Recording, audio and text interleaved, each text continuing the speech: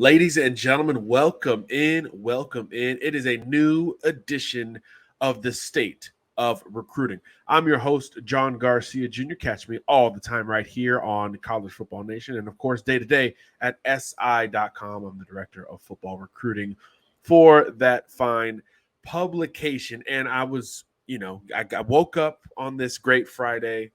Weather was nice here in South Florida. I always check the calendar, right? What date is it? Because look, in the world of college football recruiting, you're working every day. You're tracking things every day. It's more about the day of the week than the date that you're navigating through. And then I saw November 18th. We are almost to the early signing period on Monday, the 21st. We will be 1 month from the day that all this dust will settle, all this speculation will end, the beginning of the early signing period. So I got to thinking, okay, there's a lot to talk about. Surprise visitors last weekend, another big visit weekend upcoming. But how's it going to shake out? Who is going to trend forward? Who is going to close? Because we talk about recruiting all year long and the ebbs and flows of momentum, right? A lot of schools ride the on-field product for momentum. A lot of schools ride the off-season for momentum, right?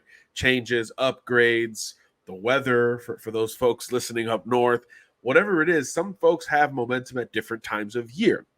But none of that matters as we get closer to December 21st, because now pen will meet paper and it will be National Signing Day, the early National Signing period, where again, 75, 80+% of recruits will officially end the process. Whether you're committed, uncommitted, on radar, off radar at this time, that is the day where things will start to get clear for you as a recruit and certainly for us in how we view this college football recruiting class of 2023. In examining some of those items, so as we get ready for this dismount, the end of the recruiting cycle, you start to wonder who is going to trend up, who will close the best. Because in reality, that's what recruiting is all about, right? It's the closers. Coffee is for closers, ABC, always be closing, whatever little metaphor acronym we want to use here. The closers are the coaches and the programs who win. Right? I'm not going to go on a rant on Stars Matter and how much talent is important relative to college football success. I think if I have to explain that by now, you're either brand new to the sport or this country, and welcome if you are. That's great. Or you're just not paying attention because the best teams in college football are typically among the most talented. It's not a 1-to-1 ratio of, hey, the most talented is going to win every single year, but it's in the ballpark, right? Georgia was pretty talented last year. Bama the year, pretty talented. LSU in 19, pretty darn talented, right? And a lot of that goes back to how coveted the recruits were coming out of high school for the most part, right? There's always some changes, ebbs and flows in that regard. But in bulk, the most talented teams are the most winning teams on Saturdays. So as we look forward to the future of the sport, talent acquisition is the basis of recruiting. So who is going to close? Who is going to roll down the stretch here and add premium talent before all is said and done? And this list is big, right? I think you can conceivably look at the top 10 in the Sports Illustrated rankings, which will be updated in 2 weeks, by the way. You can look at those schools and kind of say, okay, Alabama's going to add 2 or 3 guys. Georgia could add maybe 4 or 5 guys. Notre Dame, LSU. Whatever the ranking order is in that regard, Texas certainly is in position as well. It's about the splashes, right? For us, in terms of what we're talking about, what we're tracking the most, it's about the splashes, the biggest names, the surprises, twists, and turns that fall positively for program X, Y, and Z. So we're going to identify 3 programs that we feel like are on the cusp, on the verge of closing very, very well. Again, this isn't saying these are the only 3 programs. We're not saying these are the 3 programs that are going to have the most volume by any stretch. But in terms of splash, satisfying needs, star power, premium positions, and position groups, all the stuff we use to rank the top recruiting classes, That is where we're focused from an energy perspective today. So there's 3 programs we feel like they're going to really fall forward in a strong way over the next couple of weeks. Again, not excluding the rest of them, where, again, we expect volume. Bama's going to add a few. I mean, Georgia maybe should be on this list. I just heard Mateo Uiagalelei, SI-99 pass rusher, is now pursuing a potential Georgia visit late in the process. That's a school to keep an eye on. LSU is going to capitalize on this on-field product we've seen in 2022. I think Texas has an opportunity to hold off other schools from flipping their recruits and add some big-time players down the stretch. Deuce Robinson, Jacoby Lane, certainly Anthony Hill among those that are very high on the Longhorns while considering other schools. I think Ohio State is going to find a running back. They just lost Mark Fletcher, who we'll talk about a little bit later. They're going to be okay down the stretch. I think Miami is going to keep some kids home to finish out this potential top 10 class in Coral Gables. Clemson still hunting, Tennessee, etc. These great schools are still on the board, and they're going to add to their verbal commitment list and eventual list of signings. But 3 schools in particular, and if you follow closely, you can kind of figure out which 3, because I omitted them in that example on purpose. I think 3 schools have an opportunity to really splash down the stretch. 3 of many that are going to finish very, very well. And they're all very different.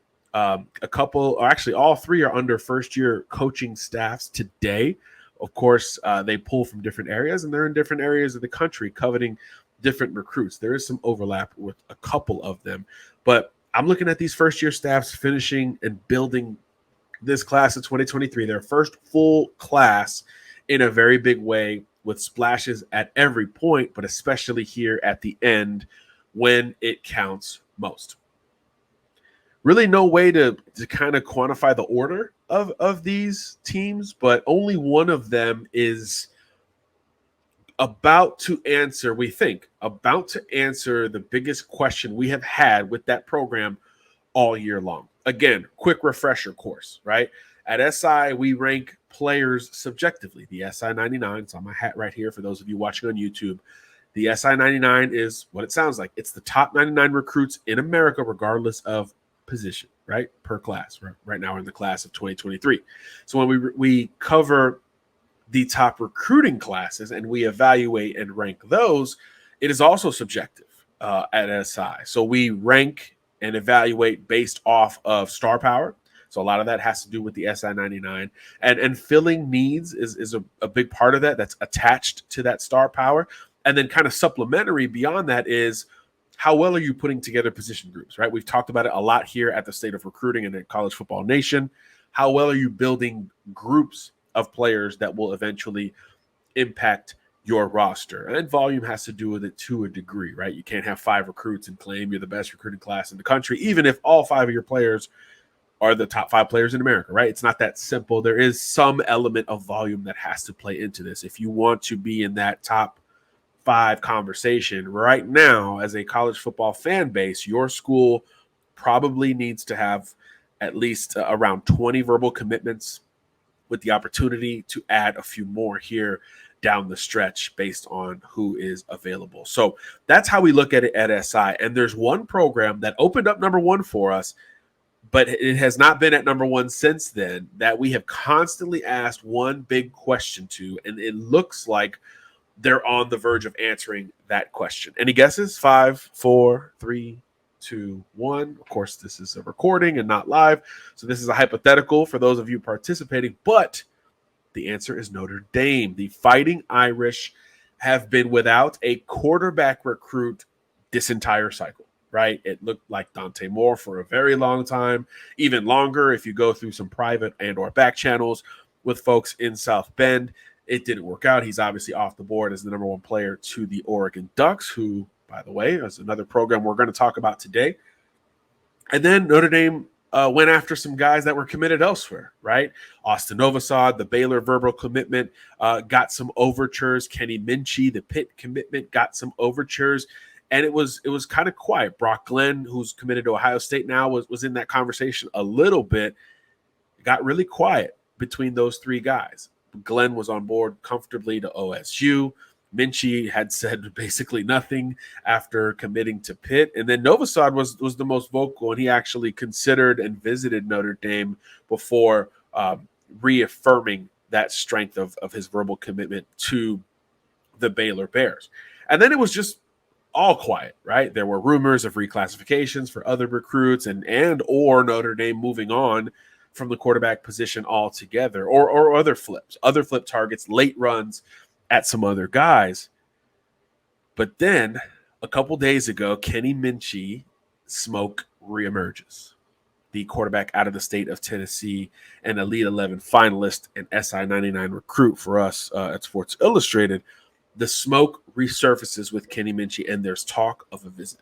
Came across my desk first that he might visit, and then I think the next day he decommits from Pitt. So, okay, now all of a sudden it's game on. It is game on in South Bend for Kenny Minchie, and it looks like the Irish are in position to secure his verbal commitment, barring a catastrophic visit communication scenario between Marcus Freeman and Tommy Rees and the Kenny Minchie camp, something we do not foresee in the near future. So when you answer or potentially answer a huge question we had around your program at that position, no less, it's going to score and ring true, right? It's going to score big. It's going to help you move up, Notre Dame fans. So assuming this goes according to plan, things are going to fall forward for Notre Dame. But here's the thing. I know SI is higher on Kenny Minchie than I think everybody else at this stage of the recruiting game. I think others will continue to catch up as they evaluate a 4-year high school starter who's incredibly accurate, poised, with this mature demeanor and delivery that is college ready. I do think others will follow suit in that regard. It's one thing to answer that question, right? And kind of solidify positionally what Notre Dame wants to do in this recruiting cycle, right? Look, quarterback on the field at Notre Dame is questionable, right? Tyler Buckner, Drew Pine. What does the future look like between those two and or others going forward? You need more competitors, right? CJ Carr's coming in 2024, but there was going to be a gap in 2023, unless they hit the portal, which is obviously something that we'll talk about eventually here on the state of recruiting. But now, with a Kenny Minchie on board, you bring not only a polished and college-ready prospect who's had as much experience almost as you could possibly have at the high school level. Again, 4-year starter in the state of Tennessee, but you also bring variance to that quarterback room, assuming everyone stays put, which is, look, it's 2022. That is unlikely at every school, Notre Dame included. But playing devil's advocate, let's say everybody sticks around and you have variance from the skill sets of the types of quarterbacks that are going to be in your room, which is great. That's what you need. That's what you should covet at the position. Look at, again, go to the last few national champs, right? Georgia, with that quarterback room led by Stetson Bennett at the moment, a lot of variance and different styles behind him. Alabama with Bryce Young, a lot of variance and different styles behind him with Milroe, Ty Simpson, and those guys. For Georgia, it's Carson Beck, it's Brock Vandegrift. It's very different skill sets, Gunnar Stockton, than the guy that's trotting out there every single Saturday. LSU, same thing. After Joe Burrow went pro, they went through a bunch of different quarterbacks: Max Johnson, Miles Brennan, and now they've portaled through Jaden Daniels, who all of a sudden is like, I don't know, if they do a portal player of the year, he's in the running, right? Has LSU in the top 10, just beat Bama.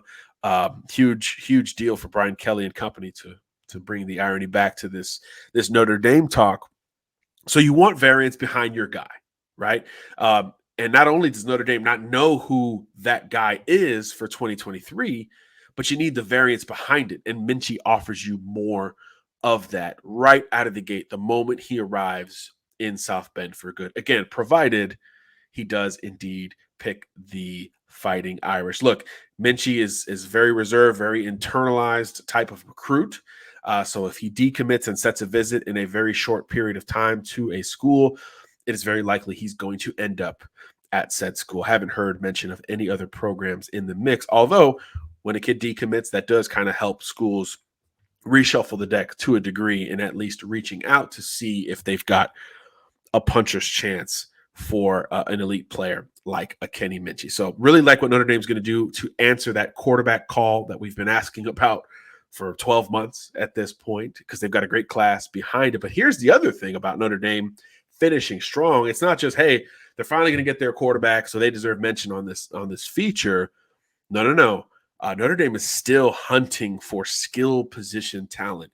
And I think that's so fitting for this time of year, right? Because so if you're a college football fan, you're watching college football, maybe your team sucks, right? Maybe you're a fan of Texas A&M, and you're like, man, I can't believe how bad the season's gone. So what do you do this time of year in particular? Holidays are coming around. You're not working in your day job as much. What do? You pivot. For those of you on YouTube, I'm pivoting my desk chair here. You pivot to recruiting. And you look ahead to the future, right? Same thing in the NFL. When things aren't great, when you're a Houston Texas fan, what are you doing? You're refreshing those damn mock drafts every single week. Hey, is Bryce Young going to be our guy? Who's going to be our guy in Houston going forward? You look to the future. You look to the next crop of talent that is going to come to your university, or in the NFL's case, your team, to help turn this thing around, because it's been awful to watch. So it's the time of year where people pivot. And if there's Notre Dame fans that are casual on recruiting, when they pivot, what are they going to want to see? They're going to want a quarterback. They're going to want the usual expectations at Notre Dame, right? Heavy in the trenches, in the secondary, all those things. Those boxes are already checked in this class. I think that's important for Marcus Freeman in his first full cycle. Yes. But perceptionally and optically, what else are you going to want as a Notre Dame fan? Skill, talent, as much as possible. Running backs, receivers, slots, return men, gadget players, anything to provide more juice beyond the conventional thought surrounding Notre Dame offensive football. Ground and pound, big, physical, downhill, great tight ends, all that stuff. What about the juice at receiver? What about the juice at the skill positions?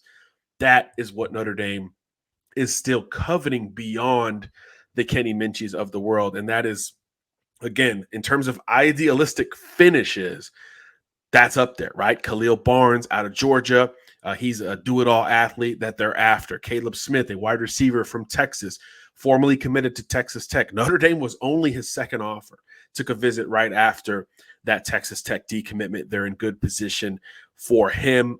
Brandon Hillman out of Virginia, plays quarterback in high school, will be more of an athlete at the next level. They're in the mix for him as well. So Notre Dame is not only going to add Kenny Minchey, but they're potentially going to hit these skill position players, among others. By the way, there's a flip that's going to be had out there that's in the trenches. I'll leave it at that and let you listen to more Irish breakdown content at State of Recruiting for more juice there. But you're going to hit on quarterback and skill position players simultaneously. So Notre Dame, absolutely one of the schools that we feel like is going to hit a home run here down the stretch of the 2023 cycle. Let's head out west to the Oregon Ducks, another program we feel like is going to finish incredibly well. First of all, when you talk about Oregon recruiting right now, you heard a couple episodes ago, for those of you who subscribe to us, and thank you for doing so on Apple Podcast or YouTube or wherever you're getting this show, you heard us talk about Dante Moore, right, for basically an entire show last week. We talk about recruiting wins and momentum as additions, right? And look, we do this for a lot of reasons, and the easiest way to present how good a team is recruiting is with additions, right? It's very simple. We had this many commitments, and now we have this many commitments. Here are the new guys. Here are what they can do, right? That is easy to sell tangible recruiting momentum. Hey, new players are picking our school. Here you go. Very simple. Yes. When you go a little bit deeper into recruiting, though, especially because, again, all these verbal commitments that we talk about, they're all non-binding until December 21st. It's the first day prospects can sign. I believe 7 a.m. Eastern Standard Time. Those digital fax machines are going to start ringing off the hook, if you will, for prospects across the country. We talk about additions. What about retention? What about maintaining verbal commitments that you know other schools want? We just talked about Notre Dame. The whole reason there's this entire quarterback question mark surrounding that program, at least up until now, has to do with Dante Moore picking Oregon. Texas A&M, same deal. Dante Moore picked Oregon over A&M. LSU for a long period of time, missing on Dante Moore, slowed their recruiting momentum.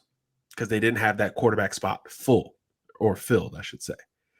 Oregon did so when the number one player picked the Ducks, I believe, that first week of July. And now other programs, mainly Michigan State, are trying to change his mind here at the 11th hour. So as much as we talk about addition as a tangible sign of recruiting momentum, and that's important, retention for some of these schools, I think Oregon with Dante Moore, Jurion Dickey in particular, that's going to be huge if you hold on to those guys. Texas, we talk about with some of their top recruits. Cedric Baxter's flirting a whole lot with Florida State right now. Jonte Cook visited Oregon, among others. Alabama's trying to pull recruits from Texas at this point, most notably number 2 corner in the country, Malik Muhammad. If you hold on to those commits, Texas fans, that should be considered momentum, right? So retention, I think, is a really big part of finishing strong. And Notre Dame, for that matter, same kind of deal.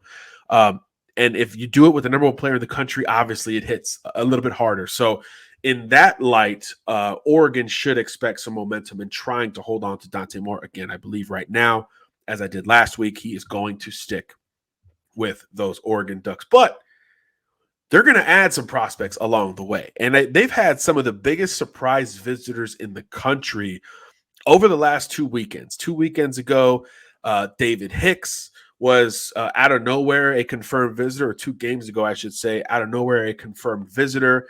The former Texas A&M, or excuse me, the current Texas A&M verbal commitment, who's considering other schools, took an unofficial visit up to Eugene, and now there is growing confidence up there that they may be able to pull him away from Jimbo Fisher and the Aggies. And then Saturday rolled around, and another big-time SI-99 confirmed unofficial visitor was on campus. Caden Proctor, the elite offensive tackle out of Iowa, number 1 player in that state, who's been committed to the Hawkeyes for quite some time. Now he has visited the Oregon Ducks, and they look like a late player for Caden Proctor in a flip attempt. So Oregon here creating momentum with some guys committed to other schools at this point, and some surprise visits have been lumped into that. Oregon has satisfied their offensive line class in a big way over the last month or so under Adrian Clem. They had 0 commits like 6 weeks ago on the offensive line. Now they have 4. A lot of variance with those 4 O-linemen in terms of body composition and position projection. So that's good. You're going to get basically a true offensive line that you can develop in some cases and plug and play in other cases. But you're obviously not done in that regard. You still need that banner left tackle prospect. And not only is Oregon going after some uncommitted stars like Samson Okunlola, who was flirting with a visit possibility in the near future, and Spencer Fano out of Utah, but even those committed elsewhere, like a Caden Proctor, the Iowa verbal commitment. So if you hit on one of those 3, Oregon, and you wrap up that offensive line class, that is among the better O-line classes in the country with a clear headliner within those position groups, something we love to bump up at Sports Illustrated. So Oregon is going to finish strong here on the offensive line. We think, hard to think that they go 0 for 3. But of course, they're still in it for a bunch of other prospects, and that list has appeared to be growing here in recent days and weeks, including that list of prospects committed elsewhere, which is very interesting, right? I know Dalen Austin is a DB committed to LSU right now that Oregon is starting to pick up momentum for. There is talk of a December visit up to Eugene, so that's a big deal for the Ducks at this point. So they're going to add some more recruits there on the defensive side of the ball. Roderick Pleasant, uncommitted DB, has an OV scheduled for the end of this month. So that could be big there for Oregon. And then, of course, the big fish they've been after this entire cycle, still very much out there. Mateo Uiagalelei, who we mentioned earlier, maybe flirting with Georgia more than we thought going into this week. Oregon, USC, Ohio State among those very high on his list. So Oregon's going to have an opportunity here to pick up a lot of beef in the trenches, wrap up their O-line class, and maybe solidify their D-line class between Uiagalelei and Hicks in particular. And they're still in it for some other recruits on top of that. But that beef emphasis at Oregon, I think, is really advantageous at this point, because that is really where we talk about, again, perception in recruiting.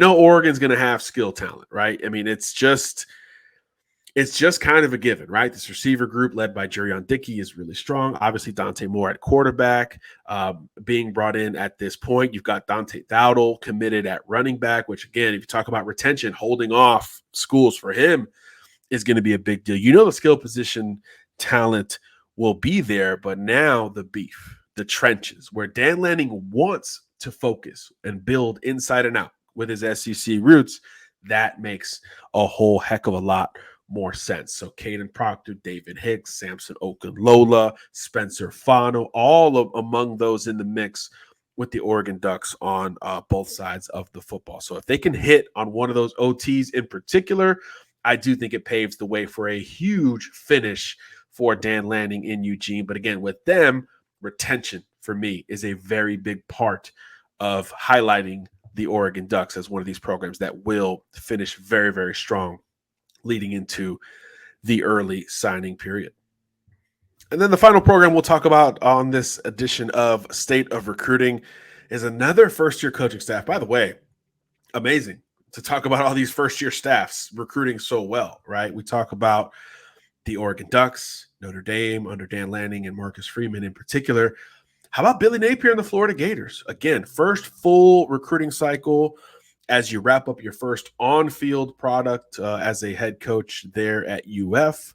Going pretty well for the Gators on the recruiting trail. I know we talked a ton about Jaden Rashada. Retaining him, going back to that retention conversation, will be a very big deal. The quarterback who flipped from Miami to Florida, and that's going to be its own show, right?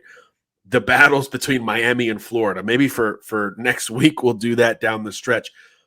The new staff down in Coral Gables under Mario Cristobal and this staff in Gainesville under Billy Napier, it's a war. There's really no other word for it. It is a true strategic war where they're approaching it very differently, yet they're each just striking blow after blow against one another. I think Miami's more brash about it. We hear about the NIL deals and the commits are vocal and public about sticking to these verbal commitments if they're not going to flip, etc. And then Florida's more quiet, secret visits, behind the scenes, like low confidence that doesn't squeak out from a sourcing perspective relative to some other schools. Different strategies for these two, but both going to finish with top 10 recruiting classes. And that's fascinating in the same state where, look, on the field, it hasn't been great for either school. Certainly better for Florida than Miami, but I'd say under expectations for both programs on the field, which reemphasizes how interesting it is that they're booming on the recruiting trail. But with a specific focus on Florida, the ceiling to fall forward down the stretch is a big deal. I think it started with the flip, right? We talked about it. Miami commitment, Jaden Rashada flipping that pledge to the Florida Gators. He was on campus after that big verbal commitment announcement, which came after midnight Eastern late in October. He was back in Gainesville for a trip to see the Gators in action over the weekend. So I think that was good posturing from Jaden Rashada. And it's going to help Florida here down the stretch, right? Now they have two quarterbacks on board, Marcus Stokes, the other, both of them very fundamental and loud recruiters for their programs. So that's a good spot to be in general for the Florida Gators. But that was kind of the beginning. That was where, to me, the momentum has started. But there's a lot more prospects that could be on board. And we talked about surprise visitors at Oregon. There was a big one at Florida on Saturday as well. Mark Fletcher, the running back from American Heritage High School in Plantation, Florida, in South Florida. Big, physical, downhill running back, very much the look and feel of an SEC back. He visits Florida and decommits from Ohio State just a couple of days later. And this is another, again, we're going to build a whole darn show around it, I think. This is another Florida versus Miami recruiting battle here down the stretch, because the week prior he was at Miami for its game. So he visits Miami, then Florida, and decommits from Ohio State. And I think the perception says he's going to likely stay in the state of Florida for his college ball. And look, those fan bases are totally down the middle with how they feel about Mark Fletcher. Not in terms of as a prospect. He's a very good prospect. Miami has 0 running back commitments. Florida has just one with Trayon Webb. They want to add another. Big physical back. Again, everybody likes him. But the feeling, the confidence, and I think it has to do with the war that's gone on between these two teams and the fact that these two teams are the apparent finalists for Mark Fletcher because of the back and forth and the letdowns and the surprises in good and bad ways in this rivalry. There's like mitigating confidence with both of these programs and fan bases relative to Mark Fletcher. So I think both recognize that it's a Florida and Miami battle, and some feel good and some don't on both sides of the coin. So I think that will be among the more fascinating recruitments to watch here down the home stretch. So Mark Fletcher very much in the conversation here for the Florida Gators. Let's stick within state lines here and look at some of these other prospects. Desmond Ricks is a huge Florida target at IMG Academy, kid at cornerback who reclassified from 2024 to 2023, right around the time that Cormani McClain picked Miami over Florida to spin it back to that rivalry.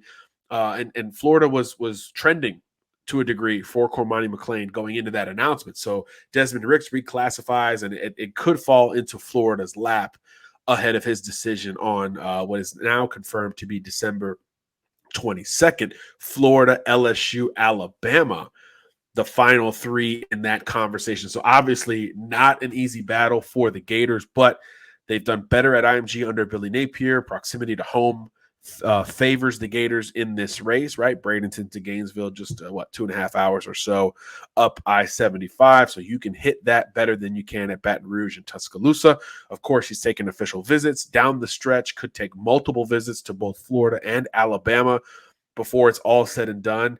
Just visited LSU recently, and there is some confidence in Baton Rouge that they might be able to sway a Desmond Ricks. So that's an important battle for the Florida Gators. They're also involved to take it out of the state of Florida.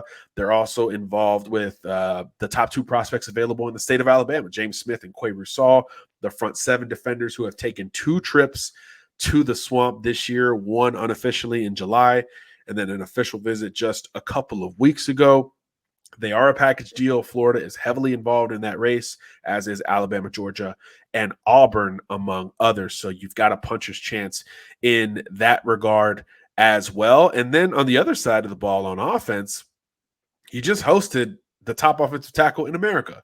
You know Florida's recruiting well when I bring that up, like as the 4th or 5th name in this conversation. Samson Okunlola just took a multi-day unofficial visit to the Florida Gators. There has been some kind of behind-the-scenes talk here that Florida has really ramped up its efforts for Samson Okunlola. He has reciprocated that with a multi-day visit to Gainesville. It was a midweek trip.